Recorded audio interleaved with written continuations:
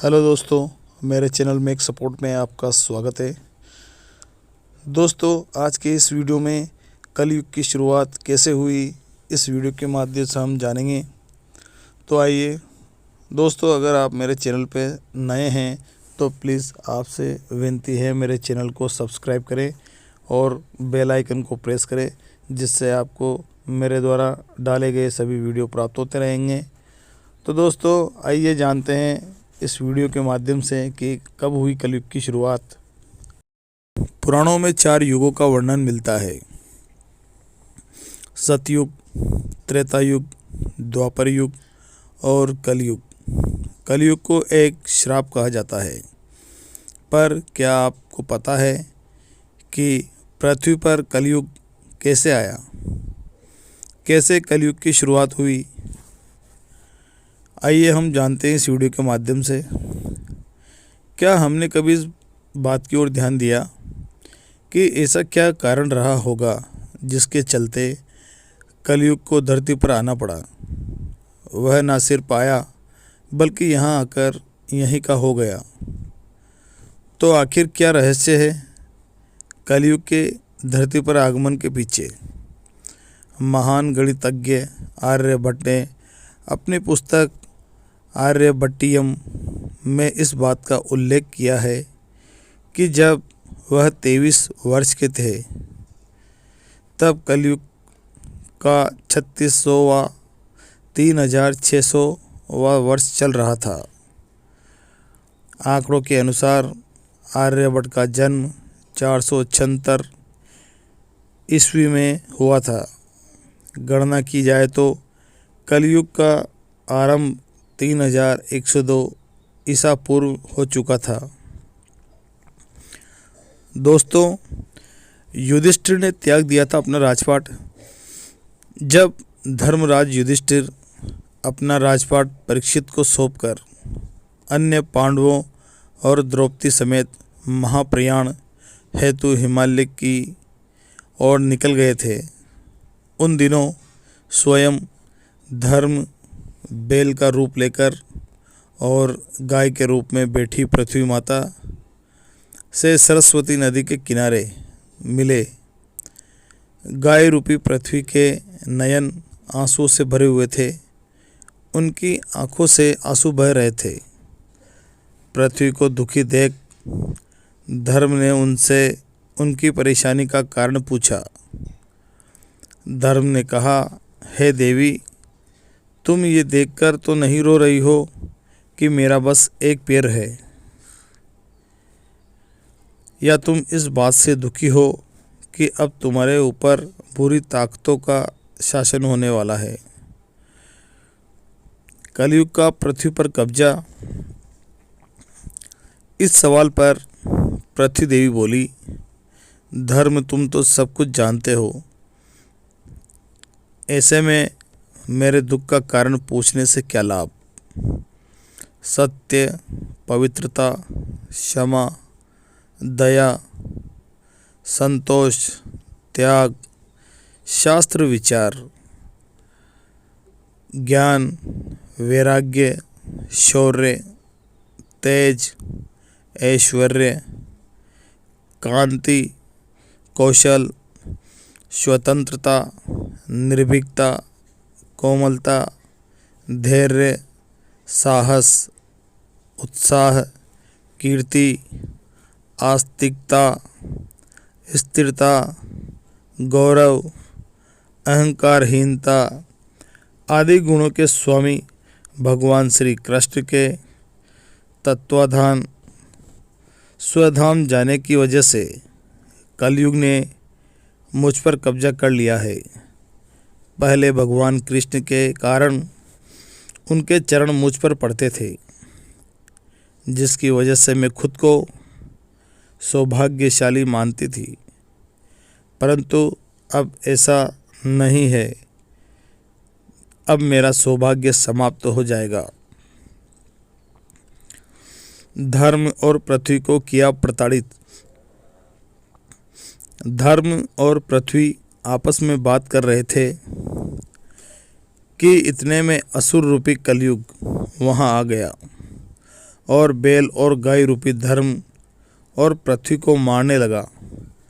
राजा परीक्षित वहाँ से गुजर रहे थे। जब उन्होंने यह दृश्य अपनी आंखों से देखा तो कलयुग पर बहुत क्रोधित हुए। अपने धनुष पर बाण रखते हुए कहा। राजा परीक्षित बोले, कलयुग से कहा, दुष्ट पापी, तू कौन है?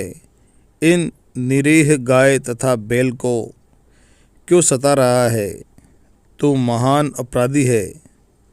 तेरा अपराध क्षमा योग्य नहीं है। तेरा वध निश्चित है पापी। परीक्षित ने कलयुग को ललकारा।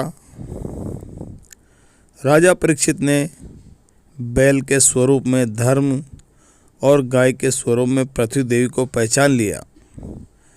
परीक्षित राजा ने उनसे कहा, हे वृषभ, आप धर्म के मर्म को भली भांति जानते हैं, इसीलिए आप किसी और विषय में गलत ना कहते हुए अपने ऊपर अत्याचार करने वाले का नाम भी नहीं बता रहे हैं। हे धर्म, सतयुग में आपके तप, पवित्रता, दया और सत्य 4 चरण थे। त्रेता में आपके 3 चरण हुए। द्वापर में 2 ही रह गए और अब कलयुग में आपके 1 ही चरण रह गया। अब इस दुष्ट कलयुग के कारण आपका 1 ही चरण है। पृथ्वी देवी भी इसी बात से दुखी है। कलयुग ने की क्षमा याचना। इतना कहते ही राजा परीक्षित ने अपनी तलवार निकाली और कलयुग को मारने के लिए आगे बढ़े। राजा परीक्षित का क्रोध देखकर कलयुग कांपने लगा। कलयुग भयभीत होकर अपने राजसी वेश को उतारकर राजा परीक्षित के चरणों में गिर गया और क्षमा याचना करने लगा। राजा परीक्षित ने शरण में आए हुए कलयुग को माफ़ कर मारना उचित न समझा और उसे कहा, ए कलयुग, तू मेरे शरण में आ गया है, इसलिए मैं तुझे जीवनदान दे रहा हूँ। किंतु अधर्म, पाप, झूठ, चोरी, कपट, दरिद्रता आदि अनेक उपद्रवियों का मूल कारण केवल तू ही है। तू मेरे राज्य से अभी निकल जा और फिर कभी लौट कर मत आना। राजा परीक्षित की बात को सुनकर तभी बड़ी चतुराई से कलयुग बोले कि महाराज कि इस पूरी दुनिया पर आपका स्थान है, क्या मुझको कहीं रहने के लिए जगह नहीं मिल सकती? तब राजा परीक्षित बोले कि तुम काम, क्रोध, लोभ, मोह में जाकर वास करो। कलयुग बड़ी चतुराई से बोले कि महाराज, यह स्थान प्राप्त नहीं है, मेरे लिए यह स्थान छोटा है, पर्याप्त नहीं है। तब दया भाव वाले राजा परीक्षित बोले, तुम अन्य स्वर्ण में भी वास कर सकते हो। बस इतना कहते ही और कलयुग अदृश्य होकर राजा के मुकुट स्वर्ण का जो जड़ा हुआ था उसमें जाकर बैठ गया। फिर बस इसी तरह से कलयुग का आगमन हुआ। उसके बाद कलयुग ने राजा परीक्षित के मस्तक पर सवार होकर घोर अपराध करवा दिया और राजा ने एक ऋषि के गले पर मृत सर्प रख दिया, जिस पर क्रोधित होकर ऋषि के पुत्र ने राजा परीक्षित को श्राप दे दिया, जिसकी वजह से राजा परीक्षित की मृत्यु हो गई और कलयुग का आरंभ हुआ। तो दोस्तों, कहानी बहुत बड़ी है। पूरी कहानी जानने के लिए आप मेरे चैनल को सब्सक्राइब कर लें और बेल आइकन प्रेस करें, जिससे आपको आगे भी कहानी प्राप्त होती रहे। वीडियो पसंद आया हो तो शेयर करें, लाइक करें, कमेंट बॉक्स में हमें बताएं कि आपको कौन सी कहानी आगे चाहिए। हम आपके लिए वही कहानी लेकर आएंगे। जय हिंद, खुश रहें, स्वस्थ रहें।